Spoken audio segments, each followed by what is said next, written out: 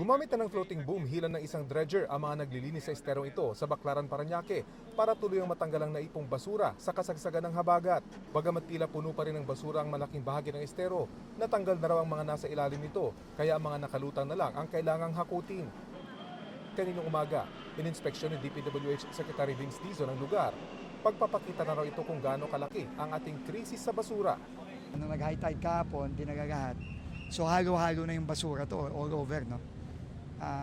And ang malungkot lang, ang sabi sa akin ng Parañaque City Government, first time to nangyari na ganito. So pinapakita lang talaga na grabe na talaga ang sitwasyon ng basura natin. Talagang ako, sasabihin ko na garbage crisis na talaga to. Si Nanay Clarita, nagsimula raw magtinda rito noong pang 1979. Sa dami ng kanyang mga naranasang bagyo at habagat, ngayon nga lang daw niya naranasan na mapuno ng basura ang esterong ito. Nagulat lang kami, pumapasok na yung mga dumi. Galing ho doon sa dagat. Galing mo sa dagat yan. Pero pag umuulan ho dati, may mga basura makikita pero hindi gano'ng kadami. Ay, hindi ganun karami, konti lang. Yung natural na basura lang na inaanod sa dagat. Aminado ang OIC ng City Environment and Natural Resources Office ng Parañaque. Nagulat sila na ganito kadami ang basurang naipon dito mula sa Manila Bay. This time talagang sobra, nasira yung trust trap. Dumami rin ho ba ang volume kaya ng basura? Sa ngayon talagang dumami, malaki ang ano eh. Ang atin lang naman, sabi ko nga hindi lang naman dito sa Parañaque ang ano niyan, galing ng Manila Bay. So maraming factor na panggagalingan.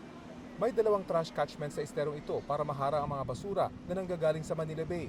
Pero nasira daw ng malakas na alon ang nasa unahang bahagi ng estero. Ang pangalawa naman, tinanggal bago magsimula ang mga pag-ulan dahil sa nakaschedule na dredging sa estero. 2 araw na naghahakot ng basura ang mahigit 50 truck para matanggal ang naipong basura sa esterong ito. Pero ganito pa rin karami ang naiwan. Kahapon, sa kapal ng basura rito ay pwede mo nga raw itong lakaran. Kapansin-pansin namang nagkapira-piraso na ang mga basurang ito. Indikasyon na kung hindi man matagal na ang mga ito sa dagat, posibleng malayo ang kanilang pinanggalingan. Mano-mano ang pagtanggal sa basura. Ang mga tauhan ng DPWH, MMDA at Parañaque Centro kinailangan lumusong sa estero. Halos wala namang amoy ang basura na karamihan ay mga styrofoam, plastic at mga kawayan. May mangilan-ngilan ding puno ng nyog na kailangang hatiin bago maisakay sa dump truck. Sa kasagsagan ng paghakot, pansin naman ng ilang ibon na naghahanap ng makakain sa mga nakalutang na basura. Ang mga naatasang lumusong sa basura, may ininom naman daw ng doxycycline para iwas leptospirosis. Hindi raw kasi obra ang bota at wader sa lalim ng basura. Hanggang dito yung pa sa, sa tuhod po. Lumulubog kami sa putik. Sobrang libag pa ng tubig.